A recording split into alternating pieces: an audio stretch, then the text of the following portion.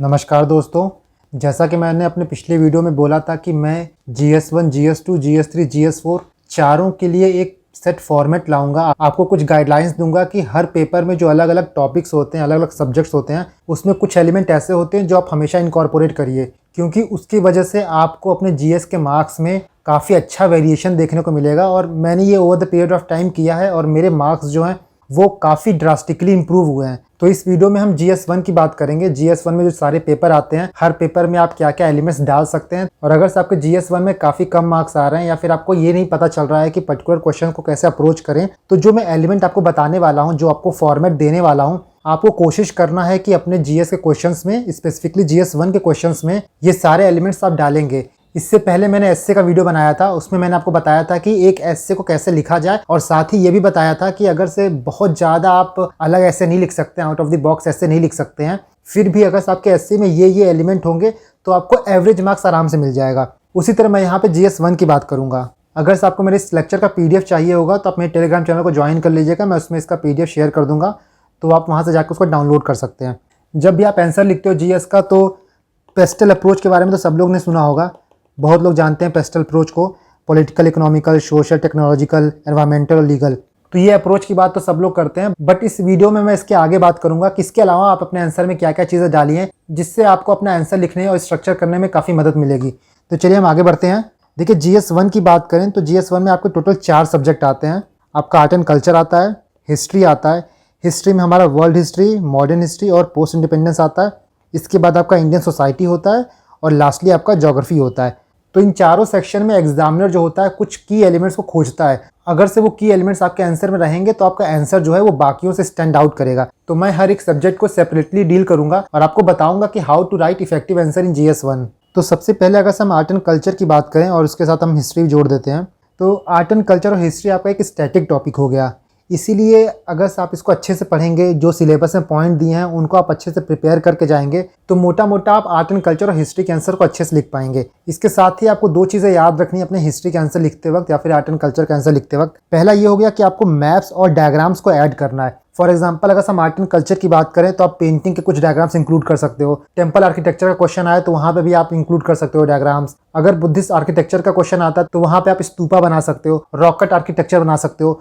Coins के question पिछले सालों में आए थे तो वहाँ पे आप एक रफ डायग्राम कॉइन्स का बना सकते हो कि गुप्ता पीरियड के टाइम पे कैसे कॉइन्स चलते थे, उसके बाद मॉडर्न टाइम पे कैसे कॉइन्स चलते थे। तो ये सब डायग्राम अगर आप बनाओगे आर्ट एंड कल्चर में तो आपके आंसर की विजिबिलिटी बढ़ती है। इसके साथ ही जब भी आप आर्ट एंड कल्चर का या फिर हिस्ट्री का क्वेश्चन लिखा कीजिए तो एनालिसिस पार्ट जरूर इंक्लूड किया कीजिए, क्योंकि अब जो क्वेश्चन आने लगे हैं वो एनालिटिकल आने लगे हैं। फॉर एग्जाम्पल, अगर आप आर्ट एंड कल्चर का क्वेश्चन लिख रहे हो तो कोई आर्टिफैक्ट की बात हो रही है तो आप ये देखिए कहीं वो रिसेंट टाइम पे करंट अफेयर में थे या नहीं थे। For example, Modi ji world leader को बहुत से आर्टिफैक्ट्स, बहुत से पेंटिंग्स, बहुत से हमारे ज्योग्राफिकल इंडिकेटर के जो आइटम्स है वो गिफ्ट करते रहते हैं, तो आप अपने आंसर में ये सब चीज़ें भी कोट कर सकते हो। इससे जो आपका आंसर होता है वो करंट अफेयर से रिलेटेड हो जाता है। Even though art and culture static topic है, इसमें बहुत ज़्यादा वेरिएशन नहीं आता है, बट ये कुछ पॉइंट लिखने से आप अपने आंसर्स को प्रेजेंट कॉन्टेक्स्ट में रिलेट कर सकते हो। साथ ही अगर से मान लीजिए आर्ट एंड कल्चर कोई क्वेश्चन आया तो आप ये बता सकते हो कि क्या इसके इकोनॉमिकल सिग्निफिकेंस थे, क्या पॉलिटिकल सिग्निफिकेंस थे, क्या ज्योग्राफिकल सिग्निफिकेंस थे। फॉर एग्जांपल, जो कॉइन्स है वो मौर्यन के टाइम पे अलग था, गुप्ता के टाइम पे अलग था,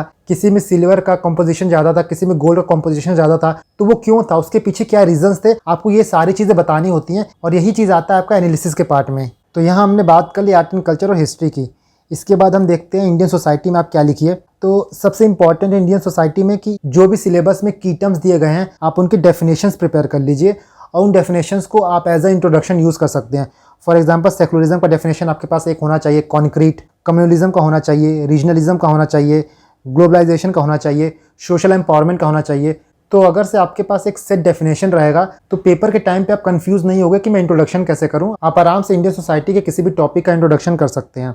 फॉर एग्जाम्पल, सेकुलरिज्म में आप छोटा डेफिनेशन लिख सकते हैं कि secularism means separation of religion from the state and its politics, it treat religion as a private and personal affair. तो ये सिंपल और सोफिस्टिकेटेड सेकुलरिज्म का डेफिनेशन हो गया, और सेकुलरिज्म के किसी भी क्वेश्चन में आप इस चीज़ से स्टार्ट कर सकते हो। सेकंड हो गया स्टैटिस्टिक्स। किसी भी इंडियन सोसाइटी के क्वेश्चंस में आप कोशिश करिए कि कोई स्टैटिस्टिक्स आपके पास हो related to that particular topic, तो आप वहाँ पे दीजिए। फॉर एग्जांपल, आप कुछ स्टैट प्रिपेयर कर सकते हो, जैसे फेमिनाइजेशन ऑफ एग्रीकल्चर को लेके, या फिर जो बेसिक डेटा होते हैं बर्थ रेट, डेथ रेट, इनको लेके, और जो वनरेबल सेक्शंस है, एल्डरली हो गए, चाइल्ड हो गए, वुमेन्स हो गए, और आपके दिव्यांग लोग हैं, इनसे रिलेटेड कोई स्कीम्स हो गया, इनसे रिलेटेड कोई डेटा हो गया, तो आप ये प्रिपेयर कर लीजिएगा। क्योंकि ये चीज़ ऐसे होते हैं कि अगर से क्वेश्चन में नहीं भी पूछा है तब भी आप डाल सकते हो उसको कहीं ना कहीं। इसके बाद थर्ड हो गया हेडिंग्स और सब headings. Indian society as a topic क्या है ना, थोड़ा वेग है, क्योंकि ये करंट अफेयर से रिलेटेड होता है और ज़रूरी नहीं है कि अगर सिलेबस में पर्टिकुलर टॉपिक मेंशन नहीं है तो एग्जाम में आपसे पूछा नहीं जाए। इसीलिए GS1 में जो सबसे ज़्यादा प्रॉब्लम आती है स्टूडेंट्स को वो है इंडियन सोसाइटी टॉपिक को प्रिपेयर करने में। और अगर से आपके पास कोई भी कंटेंट हो तो कोशिश करिए उस कंटेंट से कोई भी आंसर बनाइए तो प्रॉपर हेडिंग लिखिए, सब हेडिंग लिखिए और एक अच्छा स्ट्रक्चर बनाइए। फॉर एग्जाम्पल आपसे रीजनलिज्म और कम्युनलिज्म के बीच में डिफरेंस पूछे तो आप टेबल के माध्यम से डिफरेंस दिखा सकते हैं। और एक इंपॉर्टेंट बात यह है, कभी कभी क्वेश्चन में कंपेयर आता है, फॉर एग्जाम्पल कंपेयर रीजनलिज्म और कम्युनलिज्म, तो लोग क्या करते हैं ना, कंपेयर में सिर्फ डिफरेंस दिखाते हैं, बट आपको डिफरेंस नहीं दिखाना होता, आपको डिफरेंस के साथ साथ सिमिलैरिटीज भी दिखानी होती है। तो आप इस बात को हमेशा ध्यान रखिएगा, बहुत इंपॉर्टेंट पॉइंट है कि कभी भी क्वेश्चन में कंपेयर करने के लिए बोलेगा तो आपको सिमिलैरिटी भी दिखानी है और डिफरेंस दिखाना है, दोनों दिखाना है। ऐसा नहीं कि आप सिर्फ डिफरेंस दिखाएंगे, ठीक है। और स्ट्रक्चरिंग की बात करें तो आप डिफरेंस दिखा सकते हैं, इसके बाद अलग अलग डायमेंशन दिखा सकते हैं कि इकोनॉमिक डायमेंशन क्या है उनका, सोशल डायमेंशन क्या है, पॉलिटिकल डायमेंशन क्या है। इसके बाद लास्ट में आप वे फॉरवर्ड लिख सकते हैं, उसमें कुछ कॉन्स्टिट्यूशनल प्रोविजन दे सकते हैं, अपने कुछ सजेशन दे सकते हैं, प्रेजेंट कॉन्टेक्स्ट में उसका क्या रिलेवेंस है आप वो बता सकते हैं। तो यहाँ पे आपका इंडियन सोसाइटी के की पॉइंट्स हो गए कि ये सारे एलिमेंट्स आप अपने आंसर में ज़रूर डालिएगा। और अगर से आप इन सारे एलिमेंट को अपने आंसर में डालते हैं तो आराम से आप 200-250 वर्ड लिख लोगे, प्लस रेलेवेंट पॉइंट्स भी लिखोगे। कई बार हमको ये नहीं समझ में आता कि रेलेवेंट पॉइंट क्या है, दुनिया भर की चीज़ें पढ़े हैं तो उसमें से क्या आंसर में लिखें क्या छोड़ें, बट इन सारी चीज़ों को अगर से आप करोगे तो आपका वर्ड लिमिट भी आराम से कंप्लीट हो जाएगा, आपका आंसर भी अच्छा बनेगा और एक प्रॉपर स्ट्रक्चर मिलेगा आपके आंसर को। इसके बाद हम बात करते हैं ज्योग्राफी की। तो अगर हम ज्योग्राफी की बात करें तो इसमें दो टाइप के स्टूडेंट्स आते हैं। कुछ ऐसे होते हैं जिनको ज्योग्राफी बहुत पसंद आता है, बहुत अच्छा लगता है, कुछ ऐसे होते हैं जिनको ज्योग्राफी उतना पसंद नहीं आता है। बट आप किसी भी कैटेगरी में हो, मैं कुछ पॉइंट्स यहाँ पे आपको बता रहा हूँ, आप अपने ज्योग्राफी के आंसर में सारे पॉइंट्स इंक्लूड करिए, आपके ज्योग्राफी का answer one of the best रहेगा। सबसे पहला हो गया आपको मैप्स और डायग्राम्स। देखिए ज्योग्राफी के कोई भी क्वेश्चंस में आप मैप्स और डायग्राम जरूर बनाइएगा। ज्योग्राफी का मतलब ही हुआ है कि मैप्स और डायग्राम्स, बिना मैप्स और डायग्राम्स के आप ज्योग्राफी का आंसर सोच भी नहीं सकते हो। अब डायग्राम और मैप बनाने का मतलब ये नहीं है कि कहीं भी आप कुछ भी मैप घुसा दे रहे हो, ऐसा नहीं है, लेकिन जहां पे रेलेवेंट हो और मैक्सिमम जगह रेलेवेंट होगा। For example ring of fire का क्वेश्चन आता है तो वहां पे आप बता सकते हो मैप के थ्रू कि कहां कहां रिंग ऑफ फायर है। मॉनसून पैटर्न पे क्वेश्चन आया तो वहां बता सकते हो आप, वोल्केनिज्म पे क्वेश्चन आया तो वहां बता सकते हो आप, जो आपके टेक्टोनिक प्लेट का क्वेश्चन है तो वहां पे आप डायग्राम बना सकते हो। तो ज्योग्राफी के हर क्वेश्चन में आपके पास डायग्राम बनाने का स्कोप होता है और आपको ये देखना है कि अगर से डायग्राम बनाने का स्कोप है तो मैं यहाँ पे 100% डायग्राम बना के ही आऊँ। और डायग्राम का मतलब ये नहीं हुआ कि बहुत ज़्यादा एकदम फ्लावरिश और आर्टिस्टिक स्किल आपको दिखाना है। एक रफ डायग्राम बनाइए और उसके बाद उसको इलस्ट्रेट करिए, लेबल करिए। फॉर एग्जांपल यहाँ पे देखिए कि इंडिया का मैप है और बहुत रफ मैप है, आपको ऐसा मैप ही एग्जाम में बनाना है। फॉर एग्जाम्पल आपका ज्योग्राफी में एक क्वेश्चन आया कि आपको ये बताना है कि अर्थक्वेक का डिस्ट्रीब्यूशन इंडिया में कहाँ कहाँ कैसा कैसा है, तो आप ये मत सोचिए कि आपके पास एग्जैक्ट पॉइंट हो तभी आप लिखिए कि भाई यहाँ पे इतने मैग्नीट्यूड का आता है, यहाँ पे इतने मैग्नीट्यूड का आता है। एक रफ आइडिया भी आपके पास होगा तब भी आप डायग्राम में दिखा सकते हो। देखिए जैसे ये इंडिया का एक मैप है, तो अगर हम ये दिखाना चाहें कि अर्थक्वेक की इंटेंसिटी कहाँ कहाँ होती है तो आप अलग अलग जोन में डिवाइड कर सकते हो। जोन 2 करिए, जोन 3 करिए, जोन 4 करिए, जोन 5 करिए। मतलब जैसे जोन 6 हो गया आपका very high risk zone, zone 5 हो गया आपका हाई रिस्क जोन, जोन 4 हो गया आपका मॉडरेट जोन, जोन 3 हो गया आपका लो रिस्क जोन। तो इस तरह करके आप सिंपल तरीके से अपने मैप को डिवाइड कर सकते हैं। फॉर एग्जांपल आपका ये जम्मू कश्मीर का पोर्शन हो गया, यहाँ पे कुछ उत्तराखंड का पोर्शन हो गया, आपका यहाँ पे कुछ कच्छ का पोर्शन हो गया, आपका नॉर्थ ईस्ट का पोर्शन हो गया, तो ये एक्सट्रीमली हाई रिस्क जोन है। इसके बाद जो आपका यहाँ पे हिमालय पोर्शन हो गया, हिमालयन का, तो ये आपका हाई रिस्क जोन है। उसी तरह जो आपका ये बीच का रीजन हो गया, ये लो रिस्क जोन में आता है। तो ऐसे ही करके आपको सिंपल तरीके से अपने मैप को बनाना है, बहुत ज़्यादा डिटेलिंग नहीं करनी होती है। साथ ही बहुत लोग ये पूछते हैं कि सर क्या हम पेन से बनाए मैप या फिर पेंसिल से बनाए। देखिए एग्जाम में मेंस में आपके पास समय नहीं होता है कि आप पेन स्विच करें या फिर पेंसिल से बनाएं। आप जिस पेन से लिख रहे हैं उससे आप आराम से एक डायग्राम बना सकते हैं। इसके बाद जो दूसरा पॉइंट आता है वो ये है कि ज्योग्राफी के क्वेश्चन में आप कोशिश करिए कि नेम ऑफ लोकेशन दिया कीजिए। कोई भी क्वेश्चन आए, for example China type climate के बारे में आए, मेडिटेरेनियन क्लाइमेट के बारे में आए, तो आप 3-4 लोकेशन का नाम लिखिए। इंडस्ट्रीज कोई पूछे कि कोल कहाँ पे पाया जाता है, आपका आयरन कहाँ पाया जाता है, उनके लोकेशन के बारे में लिखिए। 4-5 स्टेट का नाम दीजिए, प्रॉपर मैप बना के लेबल करिए। अगर से वाटरशेड मैनेजमेंट का क्वेश्चन आता है तो वहाँ पे आप लोकेशन बताइए कि कहाँ पे अच्छे से प्रैक्टिस हो रहा है, उसको आप मैप में भी दिखा सकते हो। फॉर एग्जाम्पल मैं आपको एक लिस्ट दिखाता हूँ जिसमें वाटरशेड मैनेजमेंट के अलग अलग लोकेशन के एग्जाम्पल दिए हुए हैं।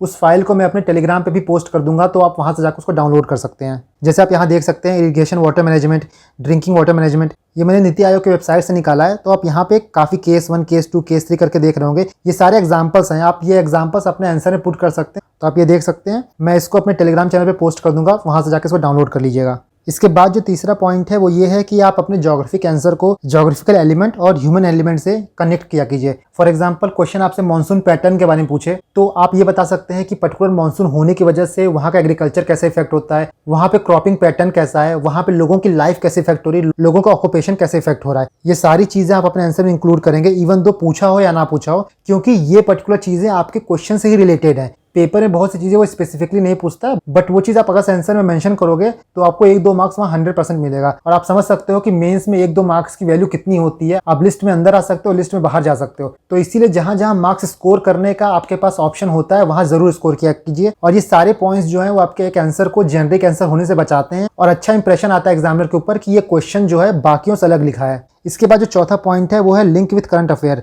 देखिए ज्योग्राफी का कोई भी क्वेश्चन हुआ उसको आप करंट अफेयर से आराम से लिंक कर सकते हो। और जनरली ज्योग्राफी का जो क्वेश्चन आता भी है वो ऐसा ही आता है कि कुछ करंट में न्यूज़ चल रही है तो वहां से वो उठा के पूछ लिया। फॉर एग्जाम्पल आपसे अर्बनाइजेशन पे क्वेश्चन आया तो आप वहाँ पे स्मार्ट सिटी लिख सकते हो। फॉरेस्ट राइट एक्ट का क्वेश्चन आया तो आप एग्जाम्पल दे सकते हो जहाँ पे ये अच्छे से इंप्लीमेंट हुआ है। कुछ ट्राइब्स का एग्जाम्पल दे सकते हो जिनको इससे फायदा हुआ है। तो ये सारी चीजें जो है वो करंट अफेयर की हैं जिसको आप अपने ज्योग्राफिक आंसर से लिंक कर सकते हो आराम से। तो मैंने यहाँ आपको बता दिया कि हिस्ट्री, इंडियन सोसाइटी, ज्योग्राफी और आर्ट एंड कल्चर चारों टॉपिक में क्या क्या एलिमेंट होते हैं जो आप अपने आंसर में लिखोगे तो आपका आंसर बाकियों से स्टैंड आउट करेगा। चलिए आगे हम एक क्वेश्चन का एग्जांपल लेते हैं और वहां से बताते हैं कि ये पर्टिकुलर क्वेश्चन में आप कौन कौन से डायमेंशन लिख सकते हो। और मैं आपको यहाँ पे एक रफ आइडिया बता दूंगा इस पर्टिकुलर क्वेश्चन को लेके। आप इसका प्रॉपर आंसर लिखिएगा और मैं भी इसका आंसर लिख के अपने टेलीग्राम चैनल पे पोस्ट करूंगा। तो आपका क्वेश्चन है what is water stress, how and why it differ regionally in India. तो ये क्वेश्चन आप कैसे लिखोगे? सबसे पहले इंट्रोडक्शन में आप डेफिनेशन लिख सकते हो वाटर स्ट्रेस का। डेफिनेशन के साथ साथ आप कुछ डेटा दे सकते हो इंट्रोडक्शन में। इसके बाद आप ग्राफ और मैप बना सकते हो कि इंडिया के अलग अलग पार्ट में वाटर स्ट्रेस कैसा है, कहाँ पे हाई है, कहाँ पे लो है, कहाँ पे मीडियम है, वो आप एक मैप के माध्यम से बता सकते हो। इसके बाद जो सेकंड पार्ट पूछा है कि हाउ इट डिफर, तो कैसे वेरी करता है, इसके आप रीजंस दोगे। रीजंस को आप सब डिवाइड कर सकते हो। ज्योग्राफिकल रीजन हो गया आपका, इकोनॉमिकल रीजन हो गया, एग्रीकल्चर की वजह से कैसे वाटर स्ट्रेस होता है वो आप दे सकते हो। और कुछ गवर्नमेंट पॉलिसीज भी हैं जिसकी वजह से वाटर स्ट्रेस होता है। तो ये सारे पॉइंट आप अपने आंसर में लिखोगे। और लास्टली आप वे फॉरवर्ड लिखोगे। वे फॉरवर्ड में आप कोई एग्जांपल दे सकते हो, जैसे मैंने आपको बताया था कि वाटर शेयर मैनेजमेंट का, तो वो आप लिख सकते हो। जैसे मिशन काकातिया हो गया, वो यहाँ पे आप कोट कर सकते हो। तो ऐसे गवर्नमेंट कुछ इनिशिएटिव हो गए, कुछ पॉजिटिव एग्जांपल्स हो गए, वो आप अपने वे फॉरवर्ड या फिर कंक्लूजन में लिख सकते हो। तो आप इसका आंसर जरूर लिखिएगा और मैं भी इसका आंसर लिखूंगा, अपने टेलीग्राम चैनल पे पोस्ट कर दूंगा। तो वहां से आप देख सकते हो कि क्या क्या पॉइंट ऐसा है जो आप मिस कर दिया या फिर मैंने लिखा है, या फिर ये भी आप देख सकते हो क्या क्या पॉइंट आपने लिखा है जो मैंने मिस कर दिया है। तो दोस्तों आई होप आपको इस वीडियो से थोड़ी हेल्प मिली होगी और ये सीरीज़ आपको पसंद आ रही होगी। मैंने एसए और GS1 की बात कर ली है। इसके बाद वाले वीडियो में मैं GS2 की बात करूंगा, उसके बाद GS3 और GS4 को हम डील करेंगे। धन्यवाद।